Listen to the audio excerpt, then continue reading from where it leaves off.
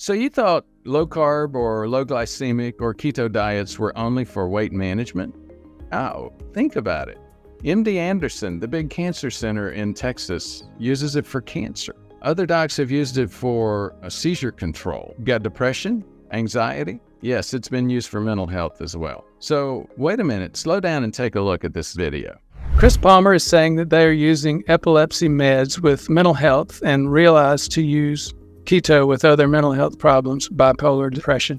So it's true. They've used keto for seizures. Yeah, when I discovered that, I showed you an article on that and I told you, hey, we should cover this. And you mentioned that, oh, we already know that. Well, I tell you what, it doesn't mean we shouldn't cover it because obviously that's an interesting point for a lot of people. They're using it for cancer, keto, because they've discovered that cancer cells respond very well to keto diets. And it's called the Warburg effect. And it's because cancer cells become very primitive. They lose a lot of the sophistication of our more mature, well-developed cells. And one of the things that they lose is obviously the ability to have their growth controlled. That's the definition of a cancer cell. It's a cell whose growth is no longer controlled by normal processes. Another thing that many cancer cells lose is the ability to metabolize fats. So it basically metabolizes carbs. Well, you drop the carbs and you get a very positive impact for a lot of folks, for a lot of different specific types of cancers.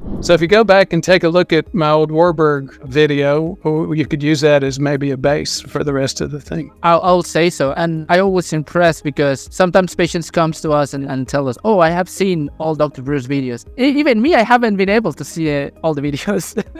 I'm still looking at them daily and watching some that, oh, I didn't watch this one. And I think I might have not been getting to that one yet. And another thing to realize is, on my perspective, I think it's not only that this is a keto diet. I mean, keto diet is a type of low carb diet. And I will challenge on to say that low carb diet might have the same effect just because it's low on sugar. And we know, at least for depression, how sugar get those dopamine rush that the depressive people might look for, but it's not the solution to depression. So you get depression and obesity. And when you get obese, you get more depressed. So there's that. And then that goes with the linkage between obesity, depression, and diabetes. All three can help send you into a very vicious spiral. You mentioned sugar a couple of times, and JMK brought up a really good point. I keep hearing this over and over again. I don't eat sugar. And when people say that, I'm thinking, that's not the issue. The issue is carbs. And in the standard American diet, you get more carbs out of grain products than you do sugars. Breads, pastas, pizzas, all that kind of stuff. In fact, what's your starch for today? What are you going to have for bread with your potatoes? And it's like, wait a minute. If you actually look at sugar alone, it tends to be the minority of the carb sources. In fact, you look at fudge. I'm not saying we should all eat fudge, but I'd rather somebody eat a tiny bit of fudge at the end of a low-carb meal than see them eat a big plateful or bowl full of spaghetti. They're going to get a major carb load out of the spaghetti that they're not getting out of the other meal.